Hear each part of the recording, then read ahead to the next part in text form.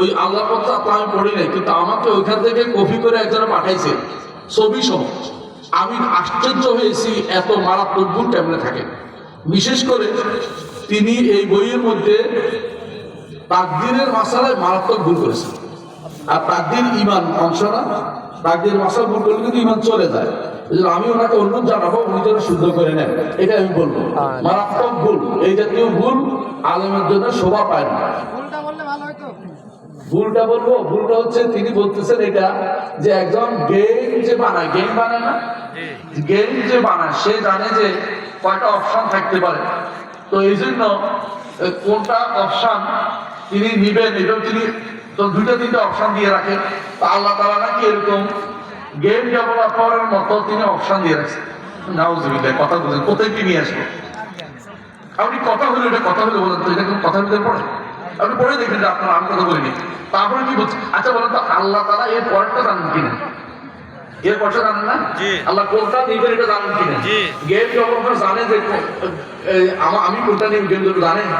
বুঝছেন উদাহরণটা হয়েছে? এটা একটা কুফুরি উদাহরণ হচ্ছে না?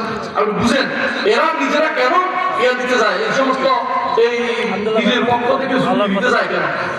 কোরআন এবং সুন্নাহর ভিতরে থাকলে সমস্যা নেই। এরা কিন্তু নিজের পক্ষে যুক্তি দিতে যায়, এখন মহা বিভ্রান্তি তৈরি করে দিয়েছে মানুষের ভিতরে।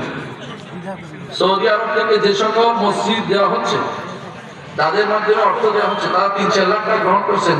এরকম মসজিদে সালাত আদায় হবে কি? আমি নিজে কোনোদিন পাইনি, আমি জানিও না, ঘটনাগুলো বলি। এখন কেউ যদি কোনো ৩-৪ লাখ টাকা মানুষ থেকে নিয়ে দিচ্ছেন, তো হারাম খোর, তাই না? মসজিদে তো দোষ নাই, যে ব্যক্তি নিচে তার দোষ। মসজিদটা আল্লাহর ঘরের জন্য হয়ে থাকে, সে ব্যক্তি অন্যায় করেছে এটা গুনাহ তার, কিন্তু মসজিদ আল্লাহর ঘরের জন্য করে ফেলে এটা জায়েজ হবে। কারণ যদি কোনো এইটা কিনতে গিয়ে তিনি সুদের টাকা দিয়েছেন এটা আলাদা কথা, আর এটা যেহেতু ভালো টাকা দিয়েছেন, বানানোর ক্ষেত্রে পয়সা খারাপ ব্যবহার করছে, যে ব্যক্তি অন্যায় করছে তার গুনাহ। জেনে শুনে অন্যায় যে সুদ খাইছে তার টাকা আপনি কেন লাগাবেন? তা নিষেধ করে দিয়েছে। আর যদি কোনো লাগাই ফেলছে মসজিদের নামাজ পড়তে আশা করি অসুবিধা হবে, কারণ আল্লাহর ঘরের জন্য মূলত জায়গাটাতে সমস্যা নেই, বানাইছে ঘর, ঘর তো অতিরিক্ত জিনিস, বাইরে তো থাক, কিন্তু মূল জায়গাটাতে কোনো সমস্যা, জোর করে তো জায়গা দখল করা হয় না। আর যদি এমন হয় হারাম টাকা দিয়ে, কারো অর্থসাধ্য টাকা দিয়ে কেউ কি কিনছে, জমি কিনছে, ওই জমিনে নামাজ হবে না, ওই জমিনে মসজিদ বানানো যাবে না।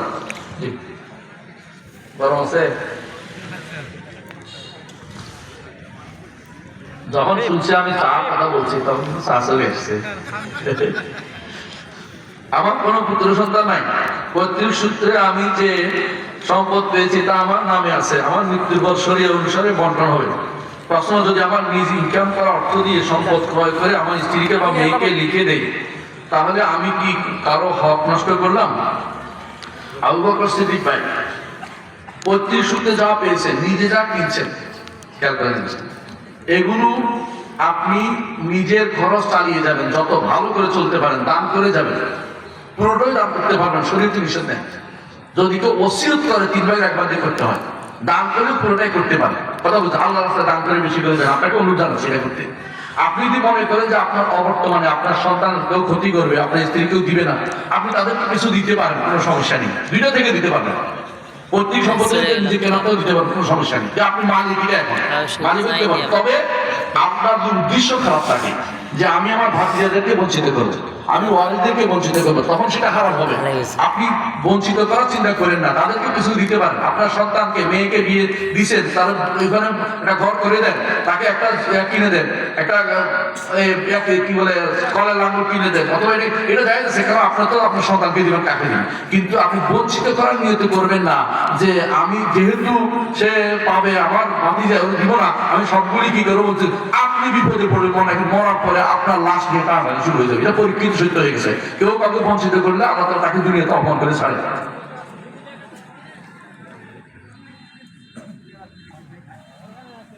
অনেকে জিজ্ঞাসা করছে সালাফদের মানহাজের অর্থ কি?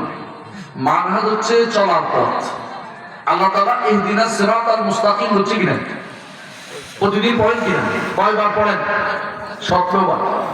প্রতিদিন 17 বার বলেন আল্লাহ আমাকে সরল সঠিক পথ দিন, বলেন না? সরল সঠিক পথ কোনটা? যাদেরকে আল্লাহ আপনি নিয়ামত দিয়েছেন ওইটাই আমরা বলতেছি। ওই পথটাকে, যে পথের উপর নিয়ামত আছে, ওই পথটা কাদের উপর নিয়ামত আছে?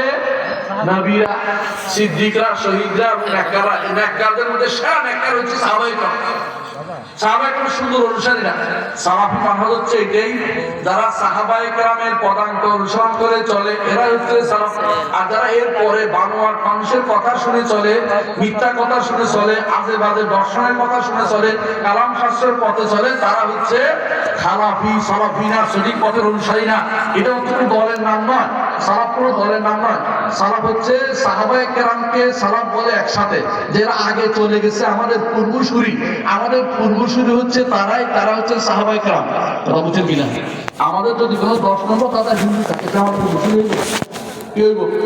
আমাদের সালাফ হচ্ছে আমাদের আইডিওলজিগত, যিনি আমাদের সাথে একমত, তিনি হচ্ছে আমার সালাফ, তিনি হচ্ছে সাহাবায়ে কেরাম।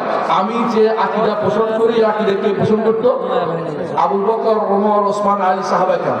তাদের অনুসরণ করলে আমরা তাদেরকে আমাদের সালাফ বলি, মানে আমাদের পূর্বসূরি, সম্মানিত পূর্বসূরিকে সালাফি মানা। এর পথে যারা চলে তাদের পথ থেকে বলে সালাফি মানা। এটা কোনো দলের নাম নয়, গোষ্ঠীর নাম নয়। কেউ যদি কোনো বাপে সালাফি নাম দিছে, ছেলে সালাফি বললাম, আকীদা বিশ্বাস ঠিক থাকলে সালাফি হইব না। এই জন্য এটা হচ্ছে গুণগত নাম, বৈশিষ্ট্যগত নাম, জন্মগত নাম নয়। বুঝছেন কিনা? উনি যদি ছেলের নাম রেখে ফেলে সালাফি, তাও সালাফি হইব না, আকীদা শুদ্ধ হইতে হইব। কথা বুঝছেন কিনা? মানা শুদ্ধ হইতে। অনেকে আছে বই লেখে বলছে অমুক অমুক সালাফি, ছেলের খবর উল্টা পাল্টা লেখে আকীদা শুদ্ধ হইব, আকীদা শুদ্ধ হইব, সে সালাফি না। জি, ও অনেকগুলি আরো বিশেষ করে সালাফি বা আহলে হাদিসেরা কি হানাফি মাযহাব বিদেশি? না না না, এটা মাযহাবের লোকেরাও সালাফি হয়, মাযহাবের লোকেরাও সালাফি হইতে পারে। প্রমাণ হচ্ছে ইমাম ইবনে আবি ইস আল হানাফি রাহমাতুল্লাহ আলাইহি, তার কিতাব সারা বিশ্বের সমস্ত মাদ্রাসায় পড়ানো হয়, এমনকি মদিনা ইউনিভার্সিটি পড়ানো হয়, এমনকি আমরা ওইটাই পড়েছি আমাদের বড় বড় সাহিত্যের কাছে। এই জন্য কেউ যদি মনে করে সালাফি হলে হানাফি বিদেশি হবে, তাহলে সেই ব্যক্তি সঠিক বুঝে নেবে।